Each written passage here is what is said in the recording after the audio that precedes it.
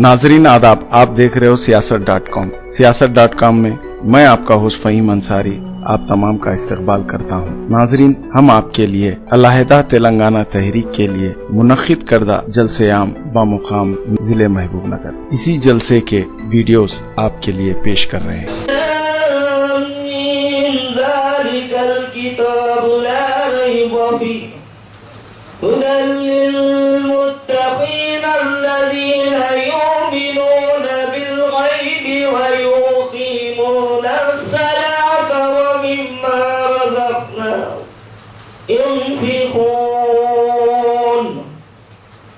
والذين يؤمنون بما أنزل إليك وما أنزل من قبلك وبالآخرة هم يوقنون الذين كفروا سواء عليهم أأنذرتهم أم لم تنذرهم لا يؤمنون ختم الله على قلوبهم وعلى سمعهم وعلى أبصارهم غشاوة ولهم عذاب عظيم صدق الله العظيم. السلام علیکم. اس اجلاس کے صدر محترم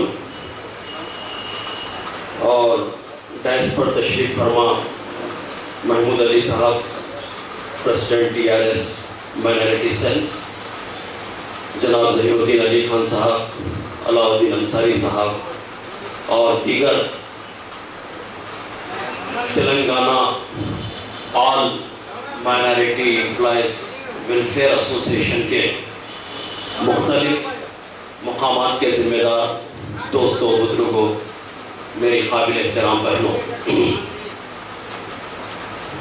تلنگانہ میں مسلمانوں کا پارٹیسپیشن اور پھر مسلمانوں میں بھی مسلم ملازمین کی شرکت اور مسلم ملازمین کا پارٹیسپیشن، یہ بہت اہمیت کا حامل ہے۔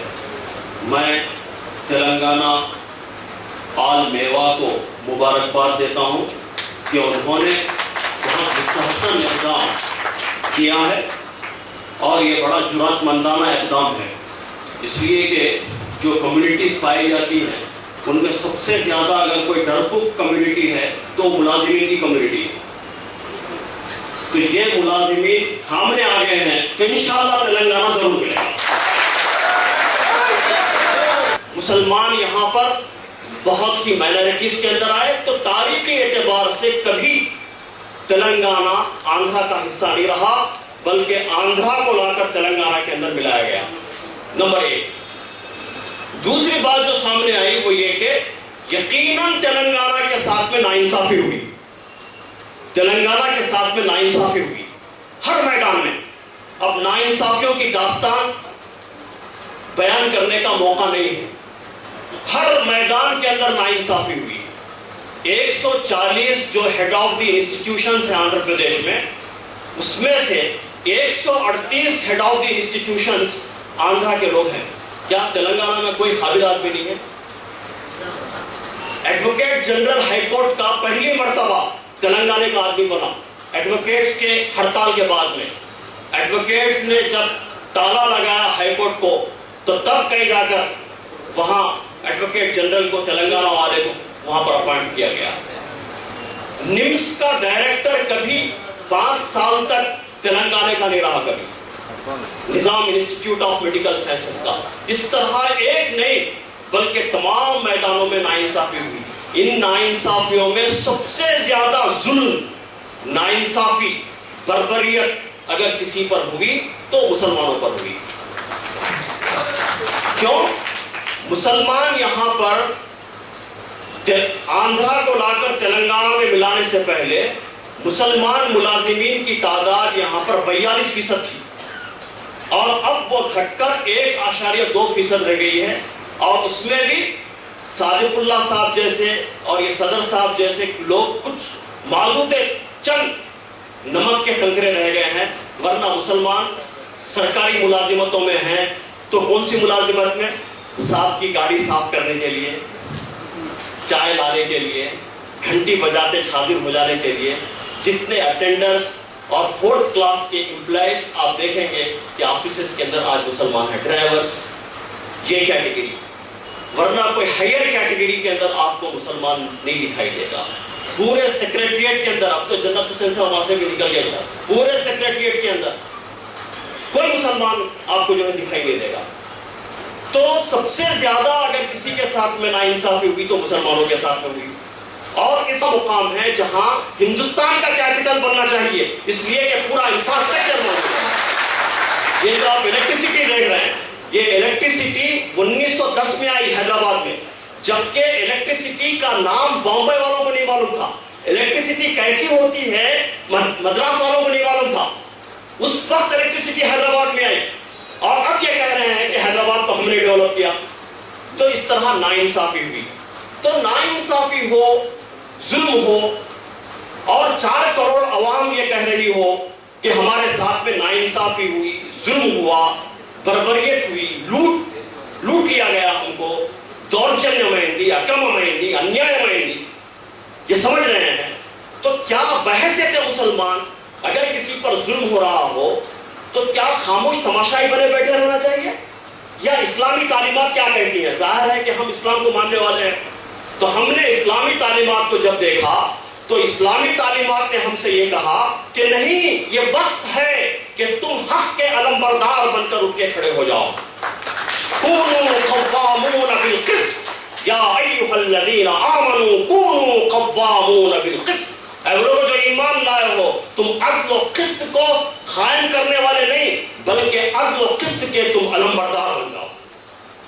جھنڈا تمہارے ہاتھ میں ہو. چنانچہ ہم نے 7 فروری 2009 کو ہم نے زبردست قسم کا جلسہ، 2010 میں زبردست قسم کا جلسہ ہم نے نظام کالج گراؤنڈ پر منعقد کیا اور یہ بتا دیا کہ مسلمان تلنگانہ تحریک کا ایک اٹوٹ حصہ ہے.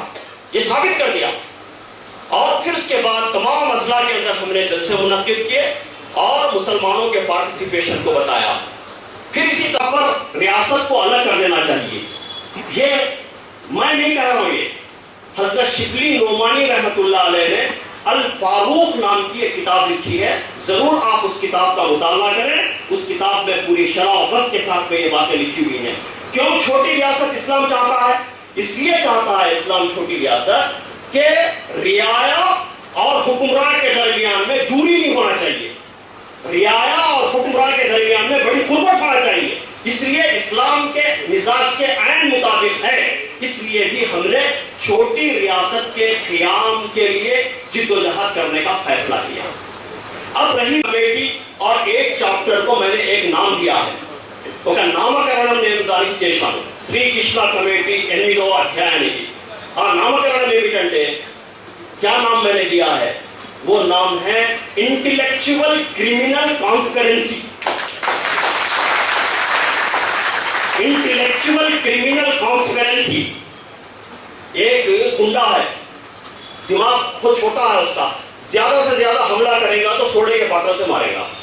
लेकिन एक जीनियस किस्म का आदमी क्या करेगा? हाइड्रोजन बम तैयार करेगा वो. तो इसी तरह ये जो इंटेलेक्चुअल लोग हैं, इन्होंने तेलंगाना तहरीक को किस तरह दबाना चाहिए ये साजिश उन्होंने बैठकर की है. तो इस पर ज्यादा बहस करने की हमको बहुत ज्यादा जरूरत नहीं है. अब रह गई बात तेलंगाना तहरीक क्या कहां आकर रुकी हुई है. इस वक्त तेलंगाना मिल गया था, तेलंगाना नहीं मिला था क्या? तेलंगाना का ऐलान केसीआर साहब जब बैठे भूख हड़ताल तोड़ाने के लिए, उनका व्रत तोड़ाने के लिए क्या किया? 9 दिसंबर 2009 को चिदम्बरम ने रात के 11:30 बजे ऐलान किया कि तेलंगाना प्रोसेस इनिशिएटेड. ये ऐलान था उनका, ये अल्फाज थे. हो गया. लेकिन सुबह होने तक अभी खुशी भी पूरी नहीं हुई.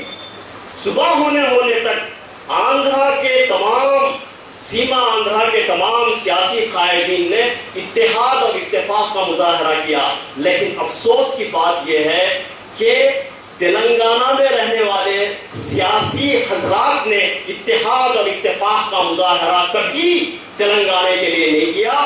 صرف چند ایک جماعتوں کو چھوڑ کر سب لوگ اس کے مجرم ہیں، اور جو لوگ اس طرح کی حرکت کیے ہیں وہ 600 جو بچے مر گئے کہہ رہے ہیں خودکشی کر لیے، وہ خودکشی نہیں ہے بلکہ قتل ہے. اور قاتل کون ہے آپ جانتے ہیں؟ قاتل یہ سیاسی قائدین ہے. ڈیڈ لاک کو کون توڑے گا؟ ڈیڈ لاک کو کون ختم کرے گا؟ ڈیڈ لاک کو ختم کرے گا پیپل پولیٹکس، کیونکہ پاور پالیٹکس تلنگانہ کو بنانے میں ناکام ہو گئی. پاور پالیٹکس کون؟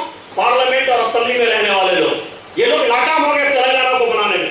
پاور پالیٹکس تو اب کیا کرنا چاہیے؟ پیپل پالیٹکس میدان میں آئے اور پاور پالیٹکس کی گردن چھکا کر کہے کہ صاف تلنگانہ ہونا چاہیے. یہ ہے جو انا ہزارے نے جو کیا کہ جب پاور پالیٹکس ناکام ہو گئی تو پیپل پالیٹکس نے مجبور کیا کہ بل منظور کروائی جائے. جب تک اس طرح نہیں ہوگا، اور پاور پیپل پالیٹکس میں کون ہے؟ ہم ہیں، آپ ہیں، یہ تمام میوا ہے، یہ سب لوگ پیپل پالیٹکس کے اندر شامل ہیں. ہمارے ظہیر الدین علی خان صاحب ہیں اور مختلف تنظیمیں ہیں، یہ سب پیپل پالیٹکس کے اندر شامل ہیں. ہم سب اگر متحد ہو جائیں اور ان کا حقہ پانی بند کر دیں، جن کو اور دے کر 119 لوگوں کو ایک معتبر آدمی، ایک 5-6 معتبر لوگوں کے سامنے اپنا استعفیٰ لکھ کر دے دے. استعفیٰ کر دے، استعفیٰ صرف ان کے پاس رکھوائے، صرف معتبر لوگوں کے پاس، اور وہ معتبر لوگ اعلان کریں پریس کے سامنے کہ فلاں تاریخ تک اگر تلنگانہ کا اعلان نہیں کیا جائے گا تو یہ سب استعفے ہم پروسیس کرتے ہوئے وہ اسپیکر کے سامنے ہم پیش کر دیں گے، اسپیکر کو ہم دے دیں گے. اگر یہ کام کرتے ہیں تو انشاءاللہ کل تلنگانہ آئے گا. یہ ہے تلنگانہ کا پروسیس. اور یہ ڈیڈ لاک کا معنی اگر حامد محمد خان کہتا ہے، جماعت اسلامی کا پروردہ، تربیت اس کی بچپن سے لے کے جوانی سے لے کے اٹھڑ عمر تک ہوئی دینی ماحول کے اندر، وہ جے تلنگانہ کہہ رہا، حیرت کی بات ہے. اگر حامد محمد خان جے تلنگانہ کہتا ہے تو اس کا مطلب ہے جے آزادی، جے انصاف، جے اقدار.